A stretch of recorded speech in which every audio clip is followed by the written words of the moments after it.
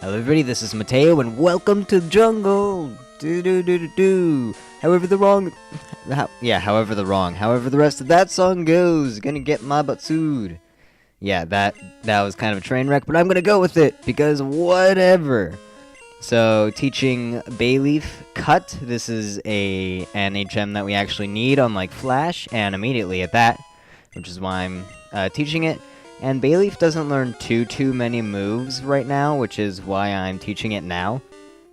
And teaching it to Bayleaf, no less. Each of my Pokemon in my actual team are going to have HM moves. I'm not going to use an HM slave like some other people do. So that's that. Here we have an Oddish. It knows Absorb, which is a pretty good grass-type attack. Not that great, but good for this part of the game. Also, the Pokemon here are still extremely low leveled. Like, there you go, level 5. That is such a low level for a Pokemon at this point in the game. I mean, post-second gym. Although, granted, it is still beating up my Pidgey, which is pretty much the only low-level Pokemon I have. In order to catch Pokemon, I think I might have one more, although I'm not sure what it may be. Hoppip. Oh yeah, that's gonna do so much damage. Looks like I'm just gonna try Bayleaf. I think even a Razor Leaf might do damage. Or do too much damage to, it'll lead to a faint, and I want to catch this Oddish. Oddish is a grass poison type, and if you got Fire Red or Red, this is the grass type that you got instead of Bellsprout. It's alright. It's more defensive or special attack than the attack that, Victory Bell has.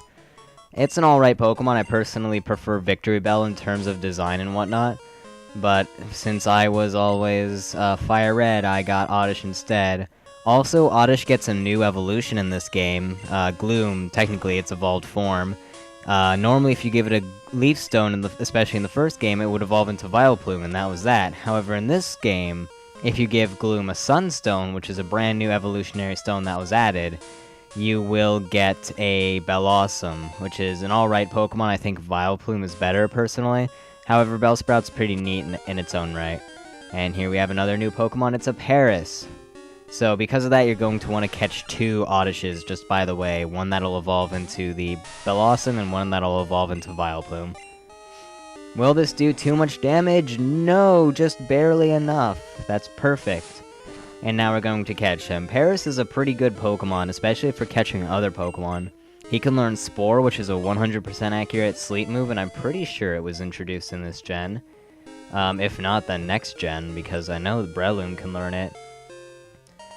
He also gets access to the move False Swipe, which, no matter what, will leave an opposing Pokemon with 1 HP remaining. So you can basically use that to ensure that it only has 1 HP remaining, then put it to sleep or use Stun Spore or some status ailment. Only problem is that it's weak offenses overall, as well as a not too great defense as well. Its stats aren't that great, but it has a fantastic move pool, especially for catching Pokemon. So that would be very helpful Pokemon to get. Over here we have another Pokemon, which is Psyduck. Kind of interesting that we're finding a water Pokemon in the land, but okay. Psyduck is just a water type, unlike the water psychic type that most people think that he has. I used to think that as well, mainly because in the anime, as you all probably know, he used stuff like confusion and psychic, well, basically just psychic type attacks whenever he got a major headache. And in the games, he also gets access to psychic type attacks, however, he is not a psychic type in his own right. A part of me thinks that he was meant to be a psychic type, but they had enough psychic types as it was, like Starmie, Slowbro, their pre-evolutions. Well, Starmie was just base water, but Slowpoke is also water psychic. Trying to think of others, I'm pretty sure there's at least one more Pokemon with water psychic typing in the first gen. Oh well, either way, he is not water psychic, he is merely water. He's a kind of an interesting Pokemon. Golduck is pretty cool looking. And I'm pretty sure he's meant to be a more physical attacker, although his stats aren't that great. A lot of the Pokemon from Gen 1, their stat totals aren't that great, and they're greatly overshadowed by the newer Pokemon, which just have higher stats. Kind of like the card game in a way. I mean, I remember when the highest HP total was 120, and the highest amount of damage was either 100 or 200. How much did Charizard's Fire Spin do? I've actually only seen a base set Charizard card once. My friend had it. He bought it for super expensive monies way back when. I want to say that it had base 200 attack for the Fire Spin. Maybe. Pretty sure. Somebody's going to tell me, I'm sure.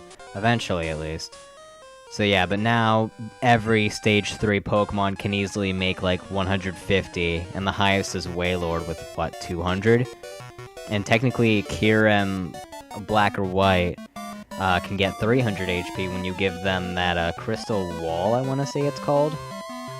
So yeah, just HP totals and damages as well are through the roof compared to back then.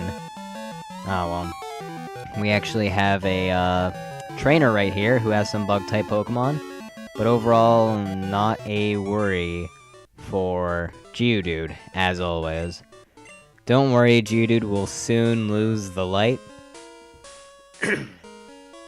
Or the spotlight, I guess. He will make way for other new Pokemon. Also, egg hatching. Once you walk a certain amount of steps, the egg will hatch, and we will get a Togepi. Togepi is a pretty interesting Pokemon. It starts out as a normal type, but then it goes into normal flying. It evolves into Togetic once its friendship is high enough, which is a new way to evolve Pokemon. I think I talked about it when we got a Zubat. Also, when you hatch the egg, Professor Elm will call you because apparently he has psychic powers or something, so he just knew. And if you go back to him with the Togepi in your party, he will give you an Everstone, which will, keep your Pokemon from evolving. You just attach it to them. Or also, if you put the Pokemon in the daycare, it will automatically pass down the nature of the Pokemon holding it. Although, there aren't natures in this game, so I think that's just later on. So yeah, there's that. It's really helpful for breeding for a battle-perfect Pokemon for competitions or whatever.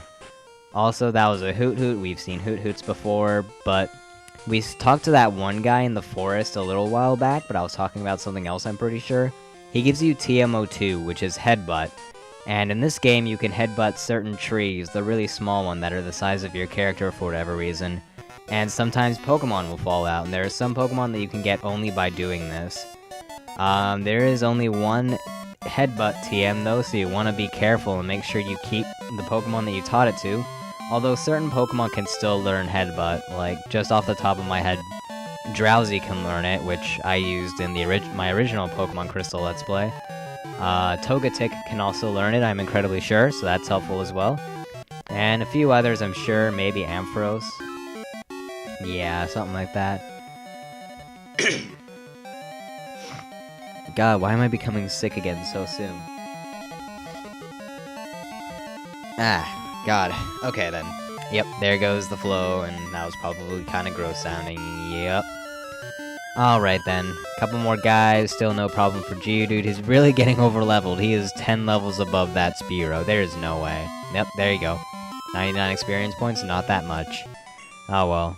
Don't worry, new Pokemon will be shown soon, or rather Pokemon that I've caught a while ago, but for now it's pretty much all Geodude, just because he's good right now. Okay, oh, this guy, I remember this guy specifically. He has a Snubbull at either level 11 or 13.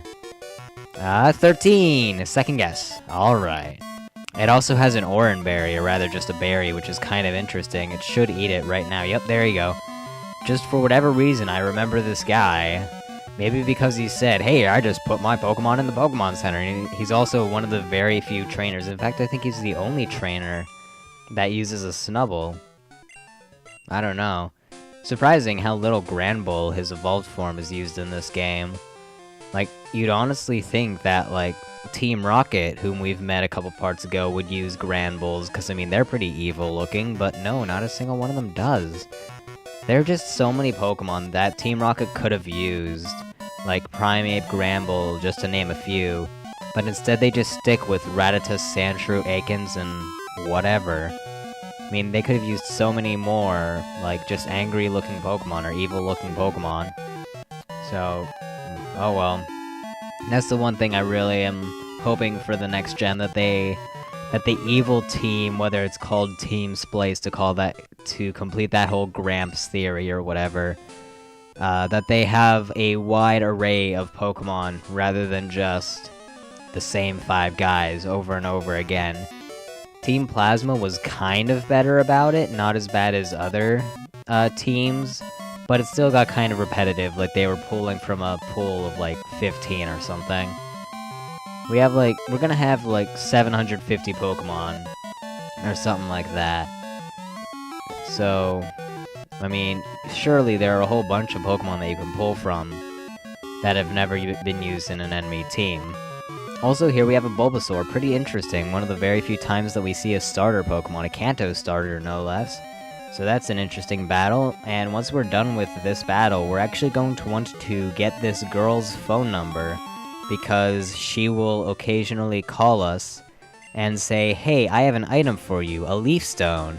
And I didn't do that right then, but yeah, do get her telephone number, because she will give you Leaf Stones. Also, Drowsy, come on, I'm supposed to be putting you to sleep and catching you, not the other way around. Well, in this route, I think only during the night, pretty sure. You can find, Drowsy, which, there's a Pokemon here that you can only find during night, and I'm pretty sure it's Drowsy. Otherwise, I have no idea. But in the morning or day, you can find a Snubbull here as well, so that's that. Come on, Geodude. Well, while Geodude is sleeping the day away and taking absolutely no damage... Oh my god, come on!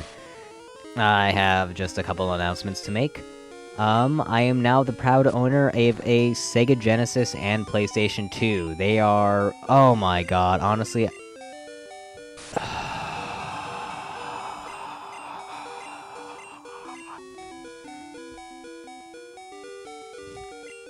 I am now the proud owner of a Sega Genesis and PlayStation 2, which is just great.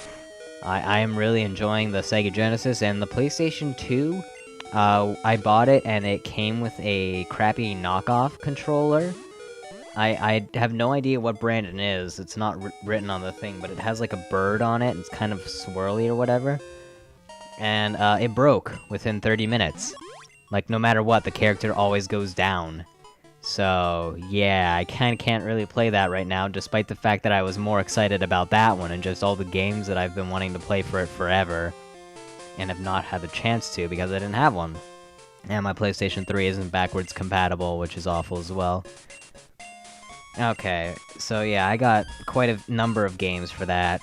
There was actually a huge garage sale in my state, towards the capital, and it was just held in the convention center or whatever. So quite a few people were selling their kids' old video games or whatever for super cheap. And that's where I got the PlayStation 2 and Sega Genesis for a very good deal, as well as several games. And I ended up getting about 25 games, half of which are for PlayStation 2, including Kingdom Hearts 1 and 2, Final Fantasy X and X-2, 12, Rayman 3... Let me quickly look.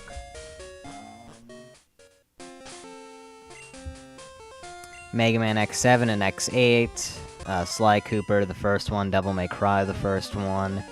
So yeah, quite a few games, and I have a huge list of like 40 other games that I want to get for it. Sega Genesis, not so much, I only got 6 games for that. 5 of which are Sonic games, 1, 2, 3, Spinball, and 3D Blast, and then I also got Prince of Persia for it. I also got some NES games, despite the fact that I don't have an NES yet. But they were for really cheap, so I've been searching around for an NES, but I got like Metroid, Mike Tyson's Punch-Out!, Super Mario Bros. Duck Hunt, the sound is getting super desynced right now, Dragon Warrior and Dr. Mario, and I'm pretty sure that's all of them. Might have gotten one more. I got 6 in total, so eh. And I also got, oh, Teenage Mutant Ninja Turtles, that's the 6th one.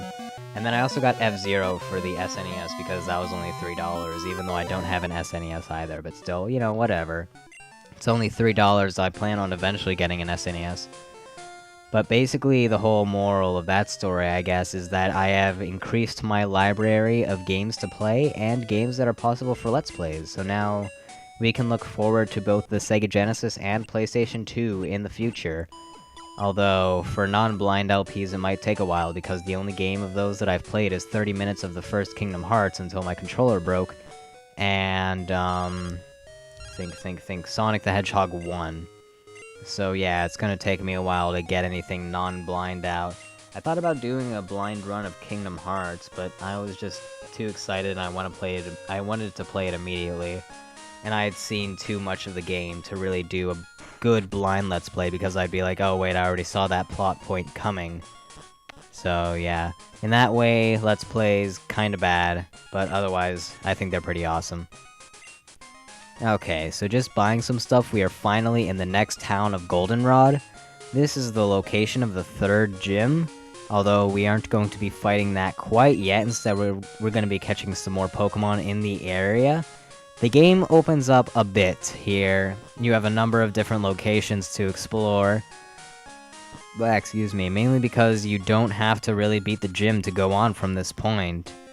Because, I mean, even if it gives you the ability to use an HM move, you don't need it for a while. So there you go. Here we have a Ditto, which is a very interesting Pokemon. It can use Transform and basically take the typing and stats, other than HP, of any Pokemon that you have out. So that's kind of interesting. So now it's a Rock Ground type, and Purple, that's another interesting thing about it. And, well, you really can't do anything about it. He's stuck like that now. He gets all of the moves that you had on your Pokemon, except with only 5 PP per move instead of the full amount. So that's a thing to note. And yeah, Ditto's a really interesting Pokemon, just how he can transform and all. It's kind of interesting how he shows up by the daycare, considering he is known for breeding with every single Pokemon in the game and just making eggs of their type, despite whether they're male or female. Normally the female is the one that that chooses which species the Pokemon is going to be, but with Ditto, even the male can become the species. So yeah, that's that. Kind of interesting, another thing with Ditto is that I used to write these short stories when I was like in 5th or 6th grade or something like that, so they're all dumb, basically. But yeah, I wrote those stories, and basically I was a Pokemon trainer, and I had quite a few of the starters, pretty much all of them I think. It's been a long time. But the one notable Pokemon was Ditto, who could talk, because you know, why the heck not. And just a whole bunch of stupid things came. Like, back then they were written to be stupid in a, like, obviously dumb way, but now they're just stupid altogether, basically. Maybe if I still have them, I'll read a couple during this or whatever. I don't know. Just as a fun little thing. Maybe. I have this, like, time capsule thing that I put together a long time ago for whatever reason, mainly because I had a box and a huge stack of papers that I wasn't doing anything with from a long time ago as it was. So I put the stack of papers in that box, and it is my time capsule. Yeah.